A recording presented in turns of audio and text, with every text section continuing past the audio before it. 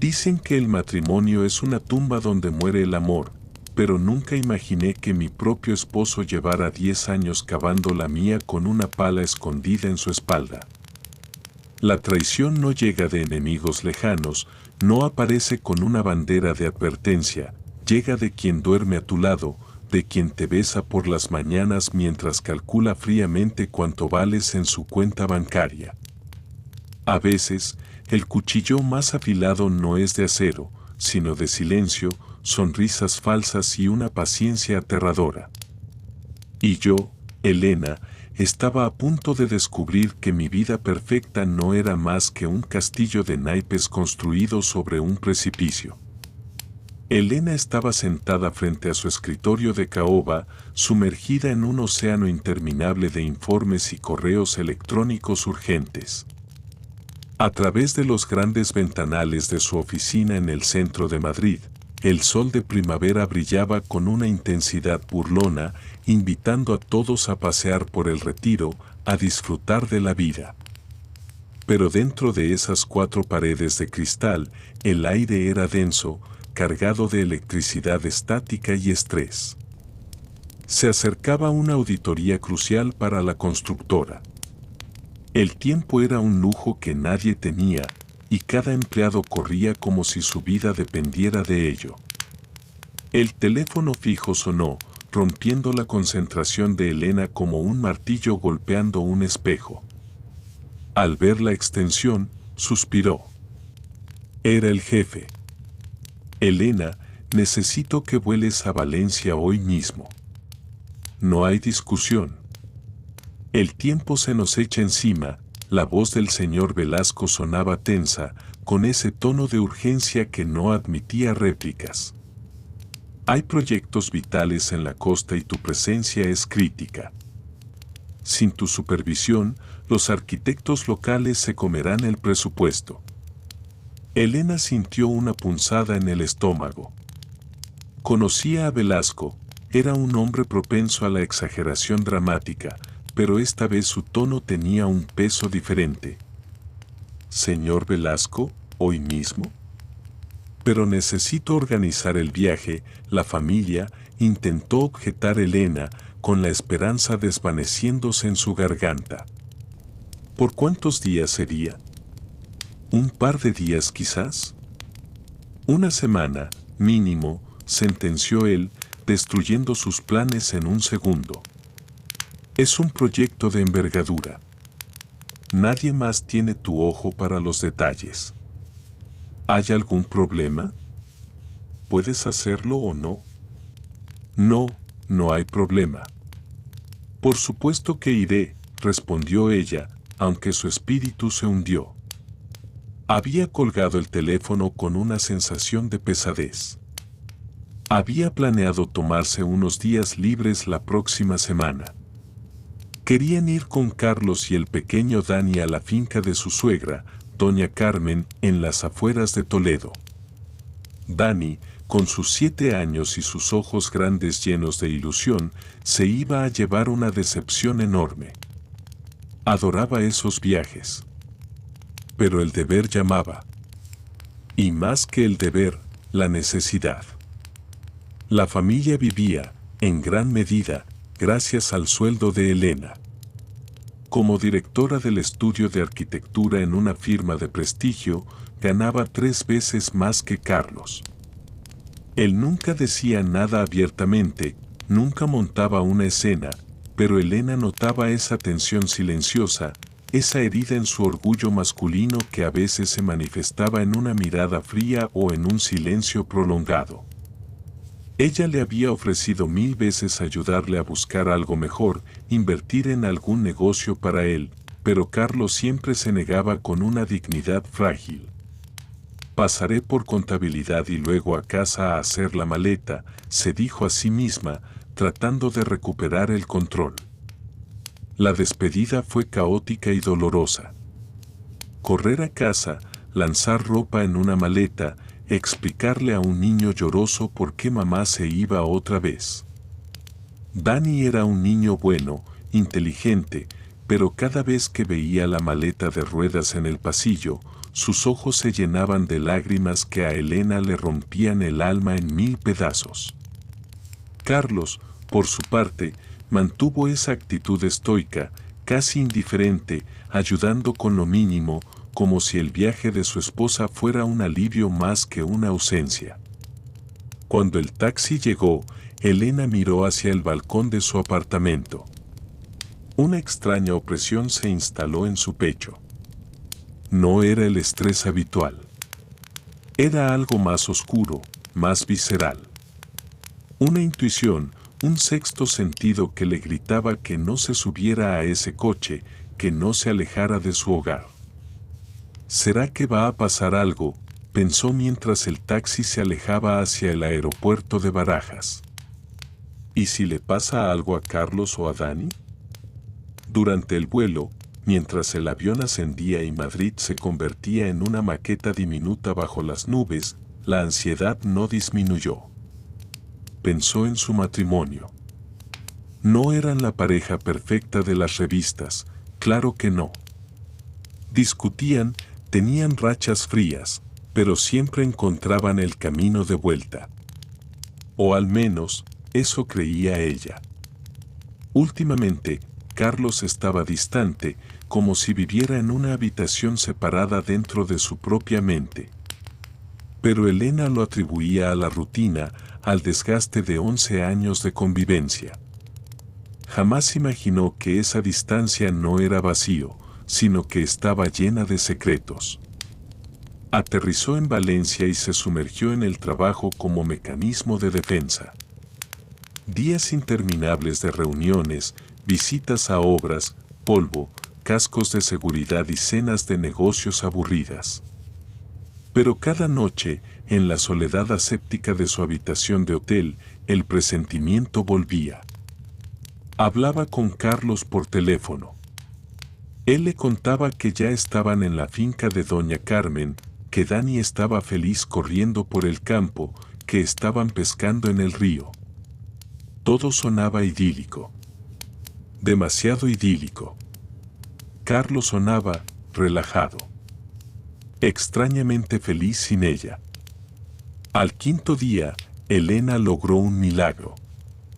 Cerró los acuerdos, aprobó los planos y dejó a los inversores encantados mucho antes de lo previsto. Miró el calendario. Aún le quedaban 2 días de viaje asignado. ¿Y si vuelvo ya?, pensó, y una sonrisa iluminó su rostro por primera vez en toda la semana. Les daré una sorpresa. Llegaré a la finca, haremos una barbacoa, abrazaré a mi niño.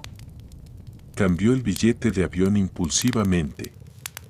Compró regalos caros en el aeropuerto, un reloj para Carlos, un set de Lego gigante para Dani y un pañuelo de seda para Doña Carmen.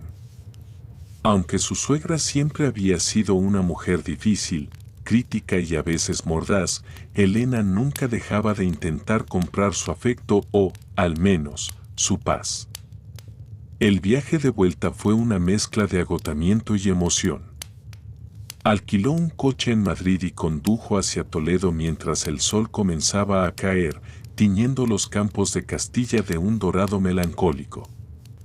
Llegó a la finca cuando el atardecer ya estaba dando paso al crepúsculo. Pidió al taxista que la dejara en el camino de tierra, unos metros antes de la entrada principal. Quería entrar caminando, quería ver sus caras de sorpresa al aparecer de la nada. El aire del campo era fresco, olía a pino y a tierra húmeda. Elena caminó con su bolso y los regalos, sintiendo cómo la grava crujía bajo sus botas. Se acercó a la valla de madera que rodeaba el jardín trasero. Iba a gritar de sorpresa, pero algo la detuvo. Voces. Voces familiares que venían del porche. Se quedó paralizada detrás de un gran arbusto de adelfas. Era la voz de Carlos. Pero no era el tono monótono y cansado que usaba con ella. Sonaba vibrante, nervioso, emocionado. Mamá, ve a decirle a Dani que se ponga a ver dibujos animados dentro. Necesito hablar contigo a solas, es urgente. Elena vio cómo su hijo entraba obedientemente en la casa vieja de piedra. Su corazón empezó a latir con fuerza, golpeando contra sus costillas como un pájaro enjaulado. ¿Qué pasaba? ¿Estaba enfermo? ¿Había problemas de dinero? Agudizó el oído. Lo que escuchó a continuación fue como si el suelo se abriera bajo sus pies y la tragara el infierno. Mamá, necesito tu consejo y tu ayuda, susurró Carlos, pero en el silencio del campo se oía perfectamente. He decidido divorciarme de Elena. Elena se tapó la boca con la mano para ahogar un jadeo. ¿Cómo que divorciarte? La voz de doña Carmen sonaba escandalizada. ¿Estás loco? ¿Por qué? Esa mujer es una mina de oro. Te mantiene al niño, incluso me ayuda a mí. ¿Qué te pasa por la cabeza? Estoy harto, mamá. No aguanto más, replicó Carlos con veneno. Estoy cansado de vivir a su sombra. Ella es tan dominante, tan perfecta. Siempre resolviendo todo, siempre con su dinero por delante. Me siento castrado a su lado. Necesito una mujer que me admire, no una que me mantenga. Eres un imbécil, espetó la madre. Eso no es motivo. Tienes una vida cómoda. ¿Vas a tirar todo por la borda por un capricho de macho herido? No es solo eso, interrumpió Carlos, y su voz bajó un tono, volviéndose conspirativa. Hay otra mujer. Se llama Sofía. Llevamos casi un año viéndonos. Ella me hace sentir vivo, mamá. Me hace sentir el hombre de la relación. Elena sintió que las lágrimas brotaban, calientes y dolorosas, pero no se movió. El dolor se mezclaba con una incredulidad nauseabunda. ¿Un año? Mientras ella trabajaba hasta tarde para pagar las facturas, ¿él estaba con otra? Sofía. ¿Y de qué vas a vivir con esa tal Sofía? Del aire, doña Carmen estaba furiosa. Elena te dejará en la calle si te vas con otra. Carlos soltó una risa seca, triunfal. Ahí es donde te equivocas. No me voy a ir con las manos vacías. Escucha bien esto. Hubo una pausa. Elena vio a través de las hojas como Carlos sacaba algo de su bolsillo. Unos papeles pequeños. Me ha tocado la lotería, mamá. El Euromillones. 10 millones de euros. El silencio que siguió fue absoluto. Ni los grillos se atrevían a cantar. Elena sintió que se mareaba. Se tuvo que agarrar a la valla para no caerse. 10 millones, tartamudeó la anciana. ¿Es verdad? ¿Por qué no me lo dijiste antes? Porque si se entera Elena, me quitará la mitad. Estamos casados en gananciales, explicó Carlos con una frialdad calculadora que heló la sangre de su esposa. Mi plan es simple, escondo el boleto, le pido el divorcio alegando diferencias irreconciliables, me hago la víctima. Cuando el divorcio esté firmado y ratificado, cuando ya no seamos nada legalmente, entonces cobraré el premio. Y Sofía y yo viviremos como reyes. Dios mío, hijo, murmuró doña Carmen. Elena esperó que su suegra, esa mujer que siempre hablaba de moral y decencia, le diera una bofetada. Que le gritara que eso era un robo, una estafa.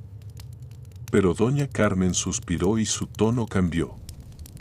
La indignación moral dio paso a la codicia práctica. Es muy arriesgado. Si ella se entera.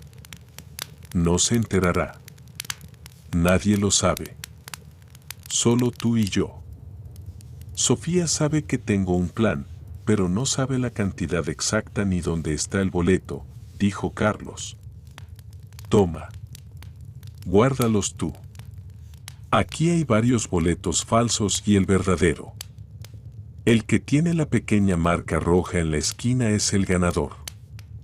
Elena vio cómo la anciana tomaba los papeles con manos temblorosas. Escóndelos bien, mamá. Que no los encuentre nadie. Doña Carmen miró alrededor, nerviosa. Los meteré en el granero, en la vieja tinaja de grano del fondo.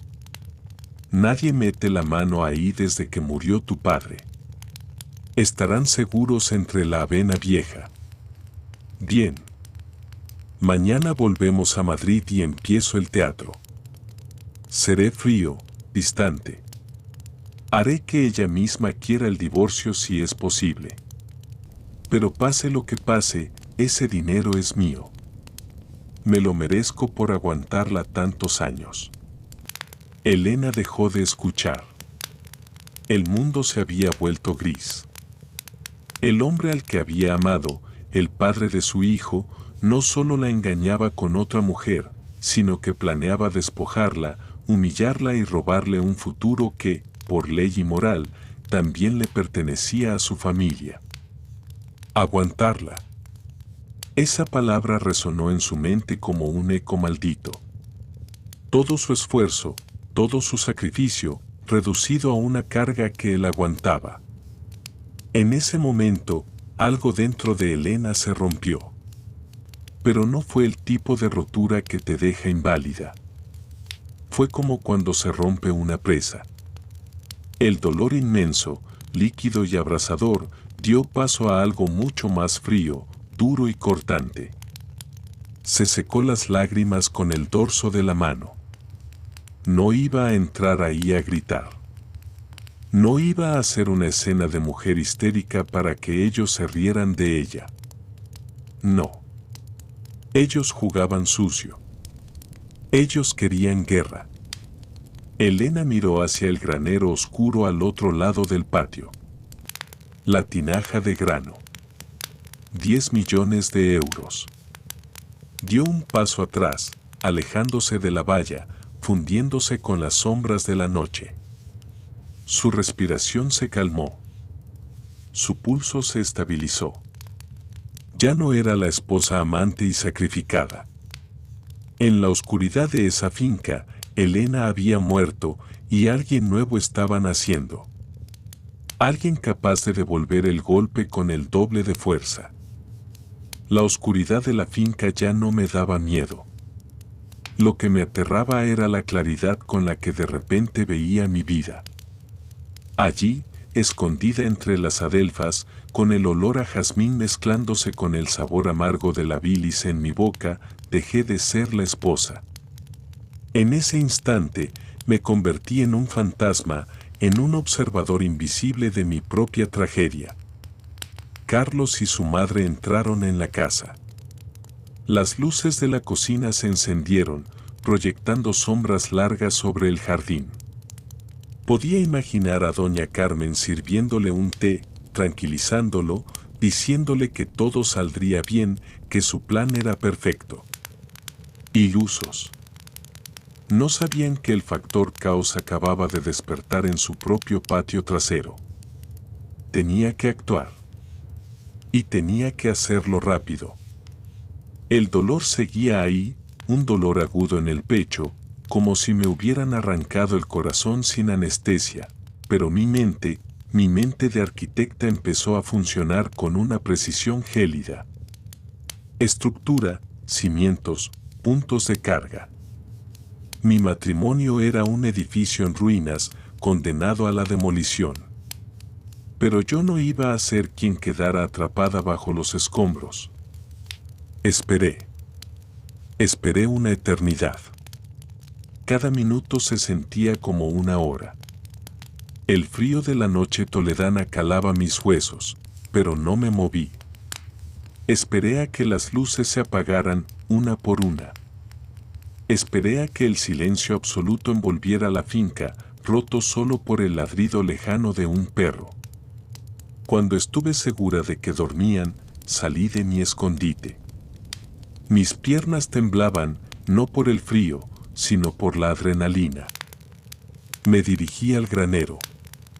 La vieja estructura de madera se alzaba ante mí como una boca negra y hambrienta. Sabía exactamente dónde estaba la tinaja de la que habían hablado. Conocía esa finca mejor que Carlos. Yo había pagado las reformas del tejado el año pasado. ¡Qué ironía! Yo había pagado por el techo bajo el cual escondían la daga para apuñalarme. La puerta del granero gimió levemente al abrirse. Me congelé. Contuve la respiración. Nada. Nadie se movió en la casa principal. Me deslicé dentro, encendiendo la linterna de mi móvil con la mano cubriendo el foco para dejar escapar solo un hilo de luz. El olor a grano viejo, polvo y humedad me golpeó. Caminé hacia el fondo, esquivando herramientas oxidadas y sacos vacíos. Allí estaba. La vieja tinaja de cerámica. Metí la mano. El grano estaba frío y seco. Mis dedos rozaron algo. Papel. Saqué el fajo de boletos. El corazón me latía en la garganta, tan fuerte que temía que despertara a los muertos. Iluminé los papeles. Eran varios resguardos de lotería. Mis manos temblaban mientras los revisaba uno a uno, buscando la marca que Carlos había mencionado. Ahí estaba. Un pequeño punto rojo, casi imperceptible, en la esquina superior derecha. Lo sostuve en mi mano. Un trozo de papel térmico. 10 millones de euros. La libertad de Carlos. Su billete para una vida nueva con Sofía. Su premio por aguantarme. Sentí una oleada de asco tan profunda que tuve ganas de vomitar allí mismo. ¿Cuánto valían 11 años de matrimonio? ¿Cuánto valían las noches cuidando de él cuando tenía gripe? ¿Cuánto valía mi juventud entregada a construir un hogar? Para él, valía esto. Un trozo de papel. Una voz en mi cabeza, una voz cobarde y moralista, susurró, ¿y si lo dejas? ¿Y si te vas con dignidad? No, grité en mi mente, silenciando esa debilidad. La dignidad no paga facturas. La dignidad no consuela a un hijo que ha sido abandonado por su padre. Él me había declarado la guerra, aunque aún no lo supiera. Y en la guerra se incautan los suministros del enemigo. Guardé el boleto ganador en el bolsillo interior de mi chaqueta, pegado a mi pecho. Dejé los otros, los falsos, los perdedores, enterrados de nuevo en el grano.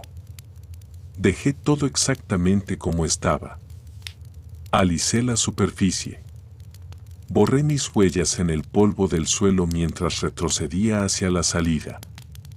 Salí del granero y cerré la puerta. El aire fresco de la noche nunca me había sabido tan dulce. Ahora tenía el poder. Pero el robo era solo la primera parte. Ahora venía lo más difícil, la huida y la actuación. No podía pedir un taxi allí mismo. La ubicación alertaría a Carlos si revisaba alguna aplicación o si el perro ladraba. Tuve que caminar.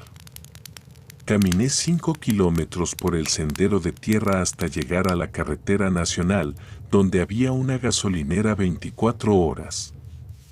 Mis botas de diseño no estaban hechas para esto, y sentía cómo se me formaban ampollas, pero ese dolor físico me ayudaba a no pensar en el dolor emocional. Caminaba sola bajo las estrellas, y con cada paso, Elena, la esposa ingenua, moría un poco más.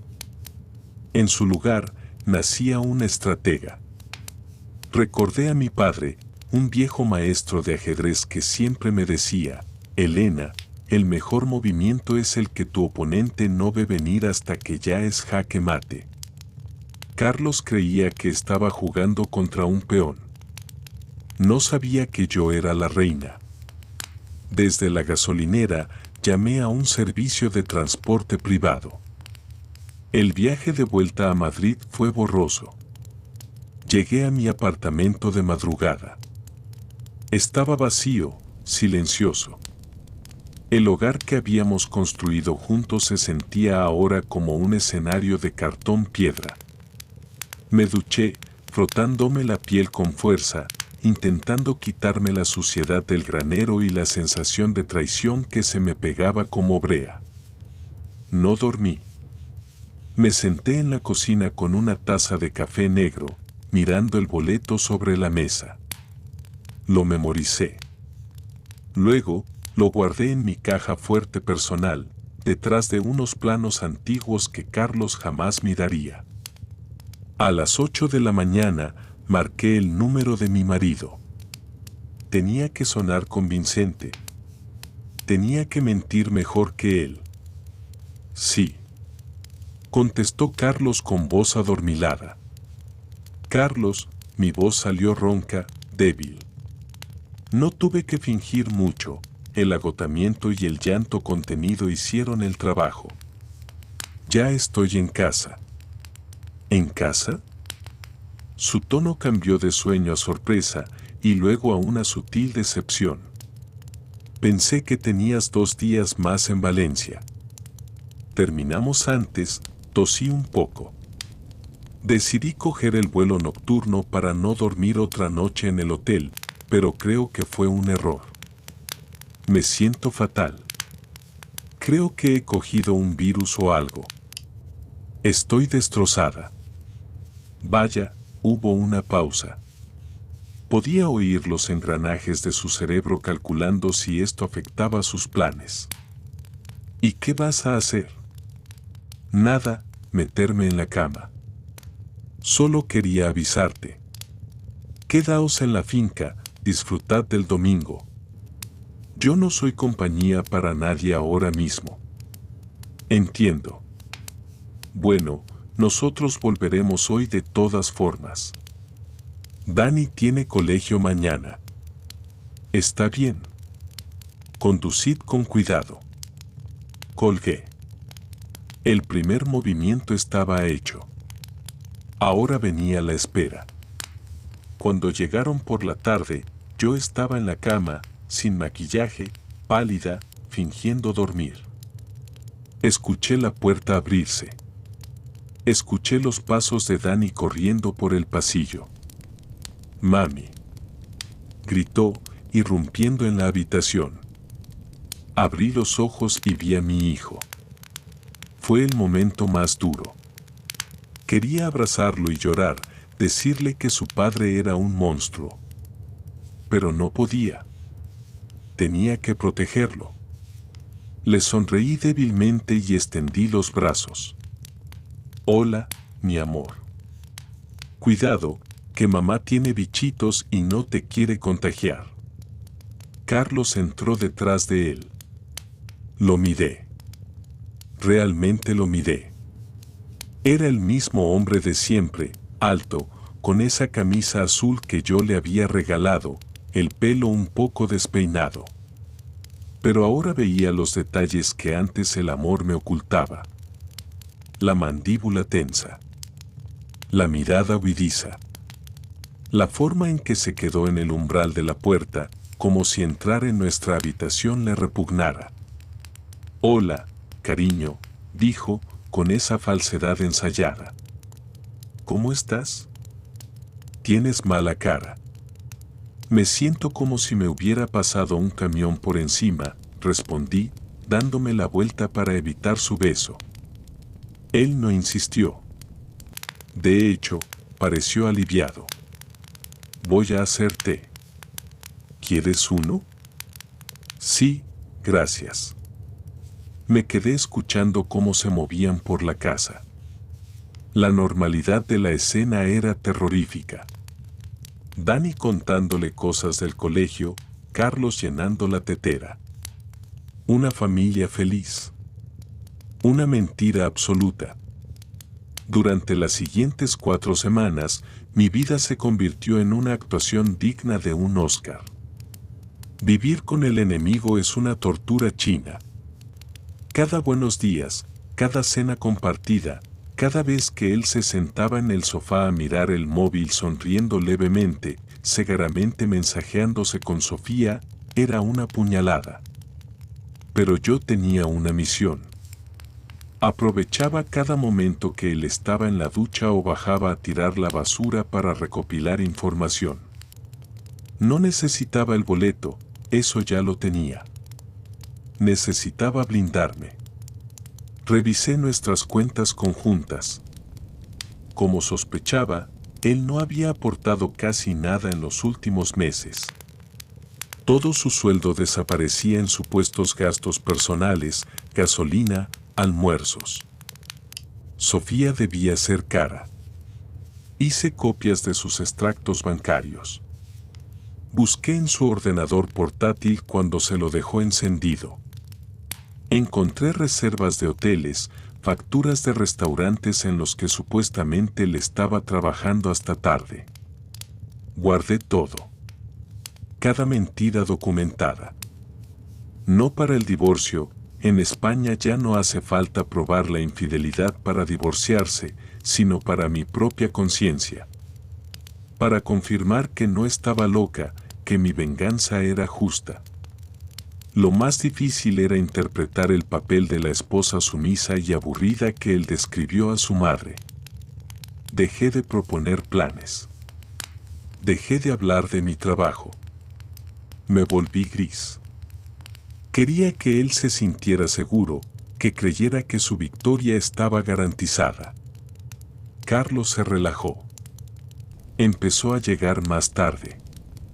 Su arrogancia crecía día a día. Me miraba con una mezcla de lástima y desprecio.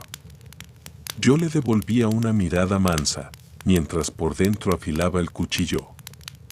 Una noche, mientras cenábamos en un silencio incómodo, lo observé masticar.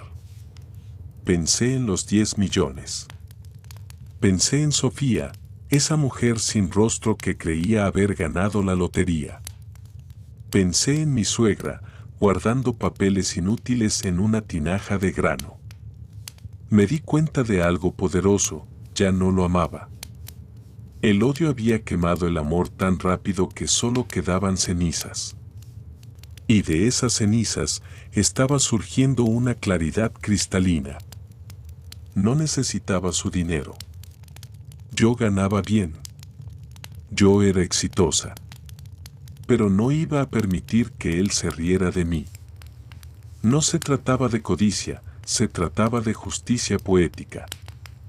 Él quería una vida nueva, libre de mí. Perfecto. Yo se la iba a dar. Pero el precio de esa libertad iba a ser mucho más alto de lo que él jamás podría imaginar. Lo vi dejar el tenedor y suspirar, preparándose para decir algo. Sabía que el momento se acercaba. Podía oler su impaciencia. Quería el divorcio ya. Quería correr a buscar su tesoro. Elena, empezó, con ese tono grave que usan los hombres cuando creen que van a dar una noticia trascendental. Lo miré a los ojos, con una calma que lo desconcertó por un segundo. Sí, Carlos. Tenemos que hablar. No podemos seguir así. Sonreí por dentro. Vamos, hazlo, pensé. Cava tu propia tumba. ¿Hablar de qué? Pregunté, fingiendo inocencia, fingiendo que mi mundo no estaba a punto de explotar, aunque yo ya tenía el detonador en la mano. Él no sabía que frente a él ya no estaba su esposa. Frente a él estaba su juez, su jurado y su verdugo. Y la sentencia ya estaba dictada. La bomba estalló un martes por la noche. No hubo gritos, ni platos rotos, ni escenas de telenovela barata. Solo hubo una frialdad clínica, casi quirúrgica, que dolía más que cualquier golpe físico. Carlos entró en el salón, Apagó el televisor donde yo fingía ver las noticias y se paró frente a mí con esa postura de falsa superioridad que había adoptado últimamente. Elena, quiero el divorcio. Lo dijo así, sin preámbulos, como quien pide la cuenta en un restaurante. Me miró esperando que yo me derrumbara, que le suplicara, que me arrastrara a sus pies pidiendo una oportunidad. Y por un segundo, mi instinto fue gritarle que ya lo sabía, que sabía lo de Sofía, lo del dinero, lo de su madre traidora y el granero. Pero me mordí la lengua hasta sentir el sabor metálico de la sangre. ¿Por qué?, pregunté, forzando mi voz a quebrarse, bajando la mirada para ocultar el odio que me quemaba las pupilas. Porque ya no soy feliz. Porque he encontrado a alguien más. Una mujer que me entiende, que no me hace sentir menos. Ahí estaba. La confesión. Ni siquiera tuvo la decencia de ocultarlo. Usó a su amante como un arma para herirme, convencido de que yo era la parte débil de la ecuación. ¿Otra mujer?, susurré, llevándome las manos a la cara. Carlos, llevamos 11 años. Tenemos un hijo. Lo sé, y por eso he preparado todo para que sea rápido. He hablado con un abogado. Te dejo la casa, Elena. Es tuya de todas formas, herencia de tus padres. No quiero pelear por muebles ni cuadros. Solo quiero mi libertad. Quiero salir de aquí lo antes posible. La prisa. La maldita prisa del codicioso. Estaba tan desesperado por cobrar su supuesto premio millonario que estaba dispuesto a ceder en todo lo demás con tal de firmar los papeles ya. Creía que estaba siendo generoso al dejarme mi propia casa, cuando en realidad estaba comprando su salida rápida hacia la riqueza. Está bien, dije, levantando la vista con los ojos húmedos. Si eso es lo que quieres, no te voy a retener. Vi la sorpresa en su rostro. Esperaba una guerra, esperaba que yo luchara por él. Su ego se sintió un poco herido por mi rápida aceptación, pero su codicia fue más fuerte. Suspiró aliviado. Es lo mejor para todos. Voy a dormir en la habitación de invitados hasta que encuentre un apartamento. Esa noche, mientras él dormía soñando con sus millones, yo hice mi primera llamada real. No llamé a mi madre para llorar, ni a una amiga para desahogarme. Llamé a Javier, el mejor abogado matrimonialista de Madrid, un viejo compañero de universidad que tenía fama de tiburón. Nos reunimos a la mañana siguiente en una cafetería discreta lejos de mi oficina. Javier escuchó mi historia en silencio, tomando notas en su libreta de cuero. Cuando le conté lo del billete de lotería, dejó el bolígrafo sobre la mesa y me miró por encima de sus gafas. Elena, ¿estás segura de que él cree que tiene el boleto ganador? Completamente. Vi cómo se lo daba a su madre. Vi cómo ella lo escondía. Él tiene los resguardos falsos. Yo tengo el original en una caja de seguridad del banco desde hace 3 semanas. Javier sonrió. Una sonrisa depredadora. Entonces, esto no es un divorcio, Elena. Esto es una ejecución. Si él quiere rapidez, le daremos velocidad. Vamos a redactar un convenio regulador donde él renuncie a cualquier reclamación económica futura sobre tus bienes a cambio de una liquidación rápida de gananciales ahora. Como él cree que tú solo tienes tu sueldo y la casa, firmará encantado para proteger su futuro premio de ti. Eso es lo que quiero. Que firme que cada uno se queda con lo que tiene a su nombre a partir de la sentencia. Exacto. Al firmar la liquidación de gananciales antes de cobrar el premio, él legalmente está renunciando a compartir cualquier activo futuro o no declarado. Y como el boleto técnicamente es un documento al portador que tú cobrarás después de estar legalmente divorciada, o que alegaremos que compraste con dinero privativo después de la separación de hecho. Bueno, será una batalla, pero si él firma la renuncia ahora, le ataremos las manos. Los días siguientes fueron una tortura psicológica de alta intensidad. Vivir bajo el mismo techo con el hombre que te ha traicionado y que te mira con condescendencia requiere una fuerza de voluntad sobrehumana. Carlos se paseaba por la casa con una ligereza insultante. Hablaba por teléfono en susurros, cerrando puertas, pero yo sabía que hablaba con Sofía. Ya casi, mi amor, le decía. La bruja ha aceptado todo. En una semana somos libres y ricos. Yo seguía interpretando mi papel. Me vestía con ropa apagada, dejé de maquillarme en casa, caminaba arrastrando los pies.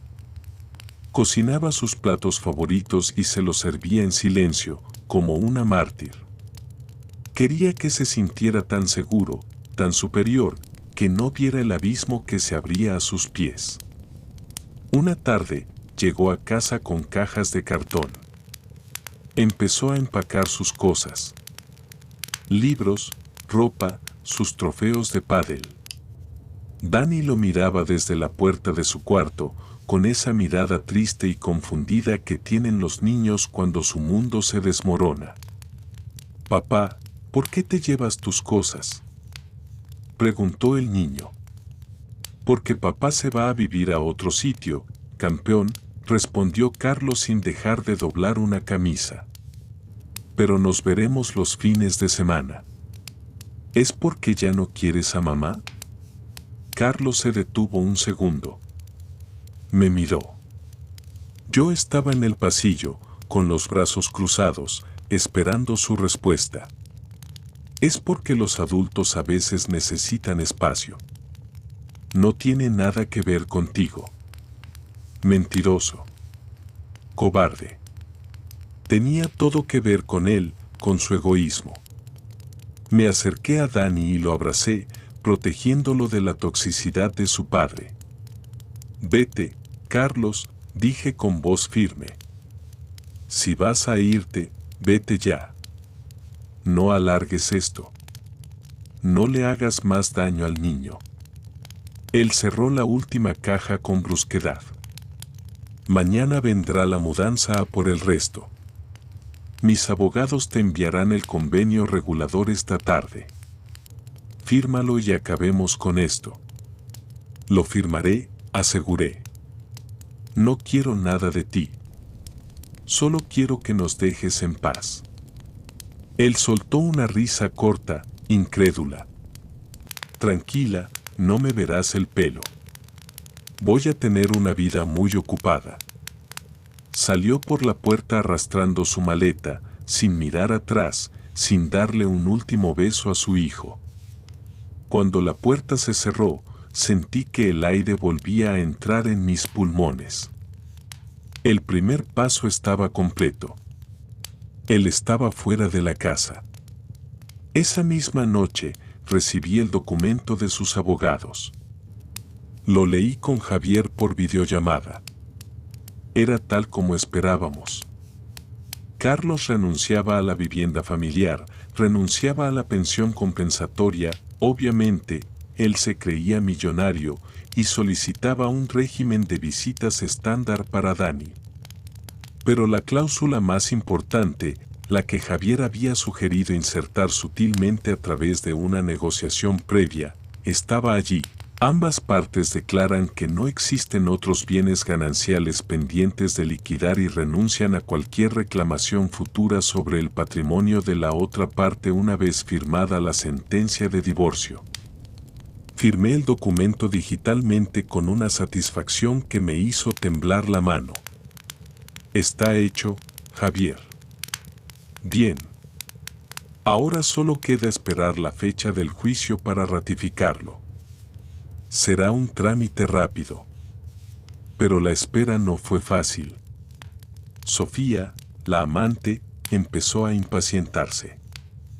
Lo supe porque un día, mientras estaba en el supermercado, me encontré con una excompañera de trabajo de Carlos. Elena, ¿cuánto tiempo? Me saludó con una sonrisa nerviosa. ¿Cómo estás? Me enteré de lo vuestro. Estoy bien, Marta. Sobreviviendo. Oye, no debería decirte esto, pero Carlos está un poco descontrolado. Le ha dicho a todo el mundo en la oficina que va a dejar el trabajo pronto, que tiene un proyecto entre manos. Y esa chica, Sofía, la he visto en sus redes sociales posteando fotos de casas de lujo y coches deportivos con frases tipo pronto todo será nuestro. Se están gastando el dinero antes de tenerlo. Sonreí interiormente. Idiotas. Se estaban endeudando contra un futuro que no existía. Bueno, Marta, cada uno gestiona sus crisis como puede. Yo solo me preocupo por mi hijo. Eres una santa, Elena. De verdad. No sé cómo aguantas. No soy una santa, Marta. Soy una mujer con un plan. Y mi paciencia está a punto de dar sus frutos. Finalmente, llegó la citación. El juicio para ratificar el convenio de divorcio sería en 10 días. 10 días para el final. Fui al banco. Pedí acceso a mi caja de seguridad. Saqué el boleto real. Lo miré una vez más. Esos pequeños números impresos no eran solo dinero. Eran mi espada y mi escudo. Eran la prueba de que el karma existe, pero a veces necesita que le eches una mano. Hice las gestiones necesarias. Contraté a un notario para que certificara el cobro del premio a través de una sociedad instrumental que había creado días después de la separación de hecho. Todo legal, todo blindado. El dinero entraría en una cuenta que Carlos ni siquiera sabía que existía, protegido por la cláusula que él mismo había firmado con tanta prisa. La noche antes del juicio no pude dormir. No por miedo, sino por la anticipación. Era como la noche antes de Navidad, pero el regalo que me esperaba no estaba bajo el árbol. El regalo era ver la cara de Carlos cuando su castillo de naipes se derrumbara. Me levanté temprano, me duché y me vestí. No me puse el traje gris de víctima. Me puse mi mejor vestido, un traje sastre azul marino impecable, tacones altos y maquillaje perfecto. Me miré al espejo. Adiós, esposa triste, susurré a mi reflejo. Hola, Elena. Estaba lista. La trampa estaba cerrada. El ratón ya había comido el queso. Solo faltaba que el cepo se disparara y le rompiera el cuello. El día del juicio final no hubo truenos ni relámpagos, solo un cielo azul insultante sobre Madrid y el ruido monótono del tráfico. Llegué al juzgado 15 minutos antes, con la cabeza alta y el corazón blindado. Carlos ya estaba allí, apoyado en una columna, revisando su reloj con impaciencia. Iba vestido con un traje nuevo, probablemente comprado a crédito, y tenía esa sonrisa de suficiencia que me daban ganas de borrarle a bofetadas. Pero no lo hice. Mantuve la calma. Hoy no era día para la violencia, era día para la justicia.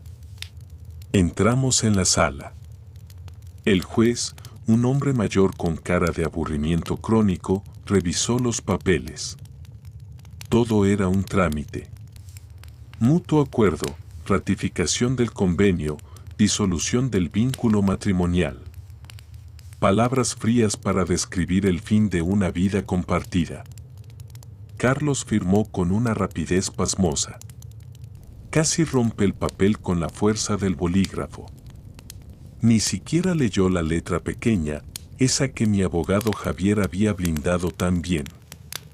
Solo quería terminar. Quería correr a Toledo, meter la mano en esa tinaja de grano y abrazar sus millones.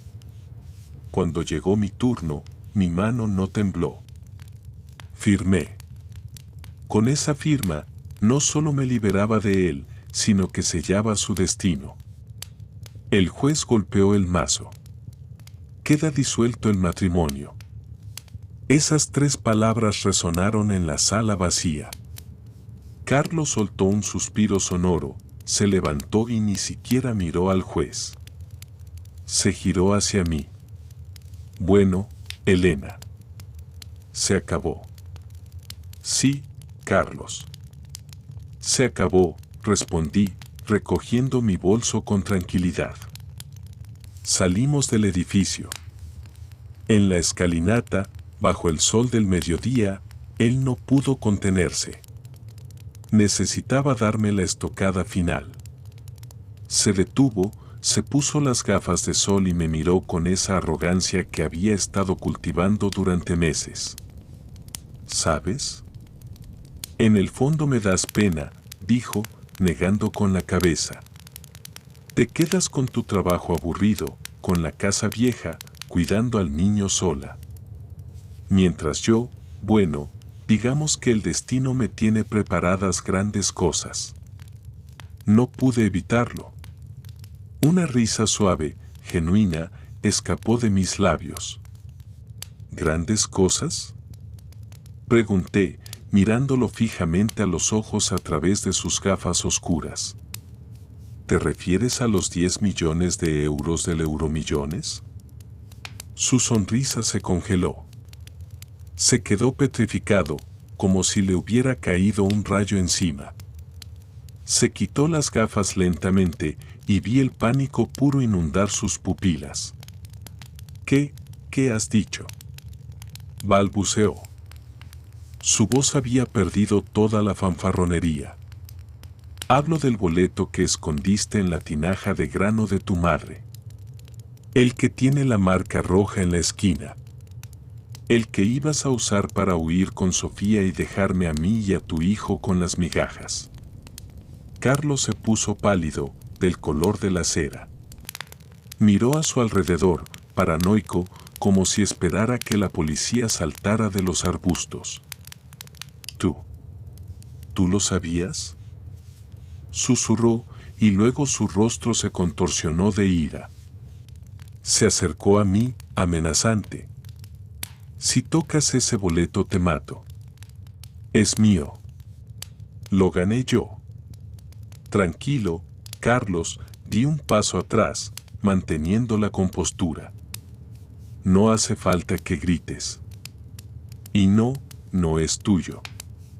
Técnicamente, era un bien ganancial no declarado que intentaste ocultar fraudulentamente. Pero no te preocupes por eso ahora.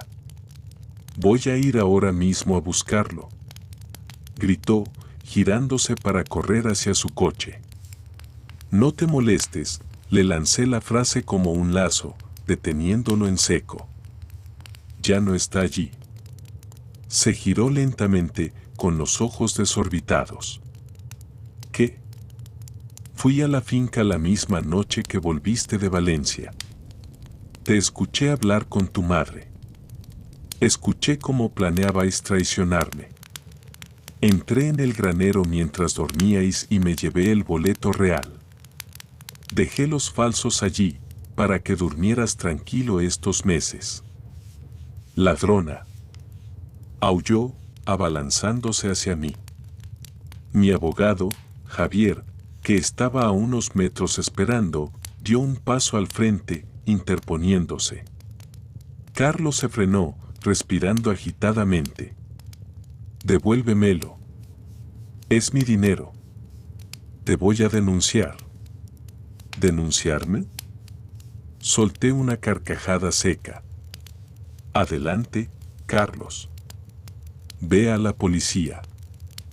Diles que tu exmujer te robó un boleto de lotería que tú ocultaste para no compartirlo en el divorcio. Diles que acabas de firmar un documento legal ante un juez declarando que no existen más bienes comunes. Si intentas reclamarlo ahora, estarás admitiendo que cometiste perjurio y alzamiento de bienes. Irás a la cárcel antes de ver un solo céntimo. Él abrió la boca, pero no salió ningún sonido. Estaba atrapado. Su propia avaricia había construido la jaula. Además, continué, disfrutando cada sílaba, ya lo he cobrado. Hace semanas. El dinero está a buen recaudo, en una estructura financiera que ni tú ni tus acreedores podréis tocar jamás. Y gracias al documento que acabas de firmar renunciando a cualquier reclamación económica futura, es todo mío. Bueno, mío y de Dani. Carlos se llevó las manos a la cabeza. Se tambaleó. Parecía que iba a desmayarse allí mismo. Sacó el móvil con manos temblorosas. Marcó un número. Puso el altavoz, quizás esperando que su madre le dijera que yo mentía. Mamá. Mamá. Gritó al teléfono. ¿Hijo? ¿Qué pasa? La voz de doña Carmen sonaba asustada. Ve al granero. Mira la tinaja. Dime que el boleto está ahí. Hubo un silencio largo, agónico. Se oían pasos, respiraciones agitadas, el crujir de la madera. Yo miraba a Carlos, viendo cómo se desmoronaba su vida en tiempo real. Hijo. La voz de la anciana sonó estridente, llena de terror. Están los papeles, pero el de la marca roja no está. Solo hay papeles en blanco. Carlos, nos han robado. El teléfono se le resbaló de las manos y cayó al suelo con un golpe seco, rompiéndose la pantalla. Carlos cayó de rodillas en la acera. La gente que pasaba lo miraba, pero a él ya no le importaba la vergüenza. Estaba arruinado. Me acerqué a él una última vez. Me incliné para que solo él pudiera escucharme. Esto no es por el dinero, Carlos. Es por la traición. Podríamos haber tenido una buena vida, pero decidiste que yo no era suficiente. Ahora tienes lo que querías, eres libre. Sin esposa, sin casa y sin dinero. Espero que Sofía te quiera por tu personalidad, porque es lo único que te queda. Me di la vuelta. El sonido de sus sollozos a mi espalda era la melodía más triste y a la vez más satisfactoria que había escuchado nunca. Javier me abrió la puerta del coche. ¿Estás bien?, me preguntó. Mejor que nunca, respondí. Mientras el coche se alejaba, miré por el retrovisor. Carlos seguía de rodillas, una figura diminuta y patética frente a la inmensidad del Palacio de Justicia. Saqué mi móvil y vi una notificación. Sofía había subido una historia a Instagram, una foto de unas maletas de lujo con el texto lista para nuestra nueva vida. Sentí una punzada de lástima, pero duró poco. Carlos no tardaría en llamarla para decirle que no había paraíso. Y ella no tardaría en dejarlo. Los tiburones no nadan con peces muertos. Esa tarde, el teléfono de Carlos no paró de sonar en mi antiguo número que yo ya había bloqueado. Pero los mensajes de voz llegaban al buzón. Escuché uno solo por curiosidad. Era él, borracho, llorando. Elena, por favor, era una broma. Te quiero. Podemos arreglarlo. Perdóname. No me dejes así. Borré el mensaje. Borré su contacto. Borré su existencia de mi futuro. Llegué a casa. Dani estaba jugando en el salón. Corrió a abrazarme. Mamá, ¿todo bien? Sí, mi amor. Todo ha terminado. Ahora somos solo tú y yo. Y vamos a estar muy bien. Lo abracé fuerte. Teníamos 10 millones de euros en el banco, sí. Pero mi verdadera victoria no eran los ceros en la cuenta. Mi victoria era haber recuperado mi dignidad, haber protegido a mi hijo de un padre tóxico y haber demostrado que nadie, absolutamente nadie, me pisa y sale ileso. Esa noche, dormí como un bebé. Sin pesadillas, sin ansiedad. Solo paz. La paz de saber que la justicia, a veces, tarda, pero cuando llega de la mano de una mujer herida, es implacable. Pasaron varios meses desde aquel día en los juzgados. Decidí enterrarme en el trabajo, no como un refugio para esconder el dolor, sino como una plataforma para impulsarme. Y funcionó. Mi jefe, el señor Velasco, no solo me ascendió, sino que me ofreció una participación en los beneficios de la empresa tras el éxito rotundo del proyecto en Valencia. Irónicamente, mi vida profesional florecía al mismo ritmo que mi cuenta bancaria personal crecía gracias a los intereses de esos 10 millones de euros. Pero había noches, cuando Dani dormía, en las que el silencio de la casa se me hacía enorme y alguna lágrima traicionera se escapaba. El duelo, supongo, tiene sus propios tiempos y el dinero no compra el olvido inmediato. Necesitaba aire nuevo.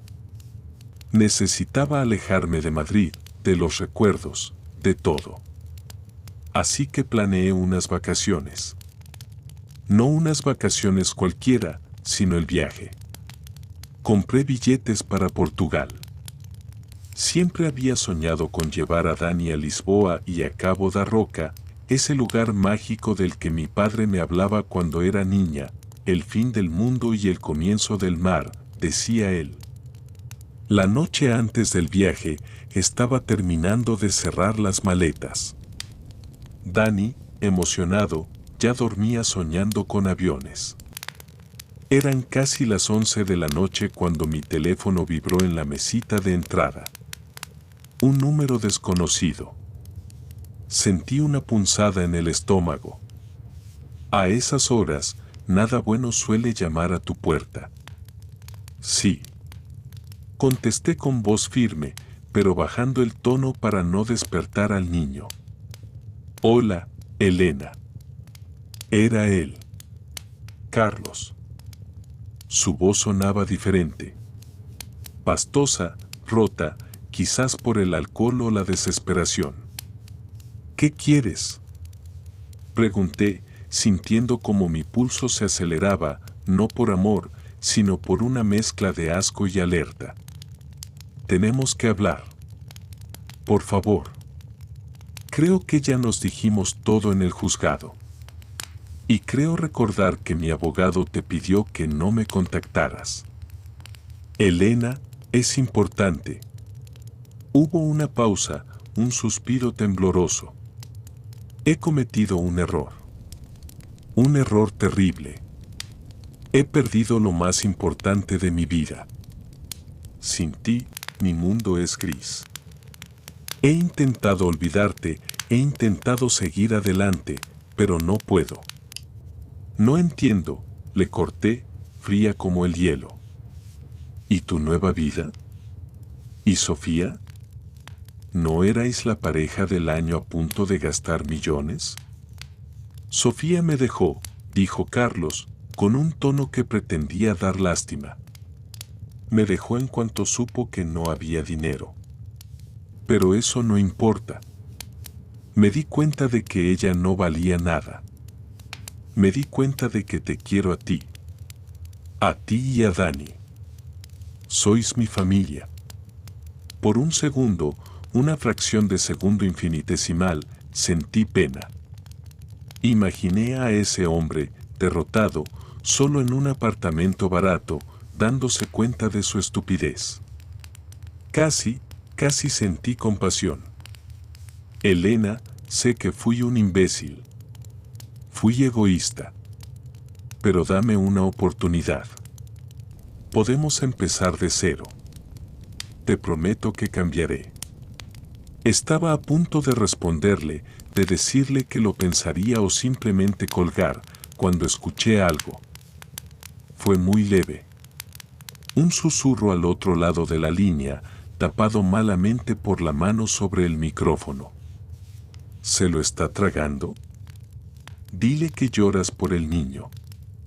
Era una voz de mujer. Sofía. La sangre me hirvió en las venas, subiendo desde los pies hasta la cabeza como un volcán en erupción. No me había dejado. No estaba arrepentido. Era todo una farsa. Otra más. Probablemente estaban juntos, sin un euro, desesperados, y habían tramado este último intento patético para volver a entrar en mi vida y, por ende, en mi dinero. ¿Sabes qué, Carlos? Dije, y mi voz sonó extrañamente alegre, casi cantarina. ¿Qué, mi amor? Respondió él, esperanzado. Dile a tu error, esa que te está susurrando al oído, que mejore su actuación. Se la escucha perfectamente. El silencio al otro lado fue sepulcral. Y otra cosa, continué, disfrutando del momento. Nunca, escúchame bien, nunca vuelvas a llamarme. Eres un ser despreciable, un traidor y, lo peor de todo, un pésimo actor. Colgué. Bloqueé el número. Y luego, apagué el teléfono. Me dejé caer sobre la cama y, en lugar de llorar, empecé a reír. Una risa liberadora, histérica al principio, pero sanadora al final. Esa llamada había sido el último clavo en el ataúd de mi matrimonio. Ya no había dudas, ni culpas, ni easy. Solo había certeza. Era libre. A la mañana siguiente, volamos a Lisboa. Dani estaba fascinado con la ciudad, con los tranvías amarillos subiendo las cuestas empinadas y los pasteles de nata. Lo llevé al Parque Eduardo VII. Mientras paseábamos por sus inmensos jardines geométricos con vistas al río Tajo, mi hijo me hizo la pregunta que tanto temía. Mamá, ¿papá va a venir con nosotros alguna vez? Me agaché para estar a su altura. Le quité un mechón de pelo de la frente. No quería mentirle, pero tampoco quería destruir su inocencia. No, Dani. Papá y yo ahora vivimos vidas diferentes. Él no va a venir. ¿Es porque ya no somos una familia? Preguntó con esa lógica aplastante de los niños. Seguimos siendo una familia, tú y yo. Y tú y papá también lo sois. Pero los adultos a veces dejan de entenderse. Eso no significa que te queramos menos. Dani asintió, procesando la información en silencio. Caminamos hasta el invernadero, la estufa fría, un lugar lleno de plantas exóticas, helechos gigantes y cascadas. Allí, entre el verde intenso y la humedad tropical, vi a mi hijo sonreír de nuevo, corriendo tras una mariposa. Y supe que estaríamos bien. Al día siguiente fuimos a Cabo da Roca. El viento allí sopla con una fuerza brutal, como si quisiera arrancarte la ropa y las preocupaciones. Nos paramos frente al acantilado, mirando la inmensidad del océano Atlántico chocando contra las rocas 140 metros más abajo. Aquí se acababa el mundo antiguo, le dije a Dani, señalando el horizonte. La gente pensaba que más allá solo había monstruos. Pero en realidad, al otro lado había un nuevo mundo. Me quedé mirando el mar, y sentí que la metáfora era perfecta para mi vida. Había llegado al borde de mi propio precipicio. Podía haberme caído, podía haberme estrellado contra las rocas de la depresión y la víctima. Pero no. Había construido un barco y había navegado. Es increíble, mamá, gritó Dani, intentando que el viento no se llevara su gorra. Sí, hijo. Es el comienzo de todo. De regreso a España, decidimos pasar unos días de relax total en un resort de playa en la costa antes de volver a la rutina de Madrid. Al encender mi teléfono tras el aterrizaje, vi docenas de llamadas perdidas. La mayoría de Doña Carmen. Suspiré. Sabía que no podía evitarla eternamente. Era la abuela de mi hijo. Marqué su número mientras esperábamos las maletas. Elena. Por fin. La voz de mi suegra sonaba aguda, mezcla de reproche y ansiedad. Llevo días llamándote. ¿Se puede saber dónde estabas? De viaje, Doña Carmen. Con su nieto. Disfrutando de la vida. ¡Qué irresponsabilidad! Irse así, sin avisar. Mira, te llamo por Carlos. Está fatal, Elena. Tienes que hablar con él. Tienes que perdonarlo. ¿Perdonarlo? Pregunté, caminando hacia la salida del aeropuerto. Doña Carmen, voy a ser muy clara con usted. Respeto que sea su madre y defienda a su hijo. Pero le recuerdo que usted fue cómplice. Usted escondió los boletos en su granero. Usted iba a permitir que su hijo me robara y me abandonara. Pero, somos familia. No. Dani es su familia. Yo soy la madre de su nieto. Y por el bien de Dani, permitiré que lo vea, que tenga una abuela. Pero no me pida que perdone una traición tan baja. Usted no perdonaría a su marido si le hubiera hecho eso, ¿verdad? Hubo un silencio al otro lado. Sabía que había dado en el clavo.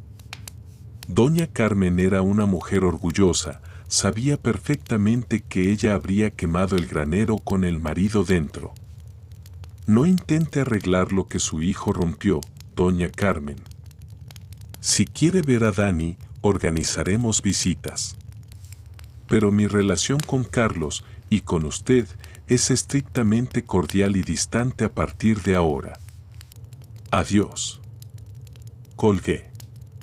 Y al guardar el teléfono en el bolso, sentí que me quitaba una mochila de 50 kilos de la espalda.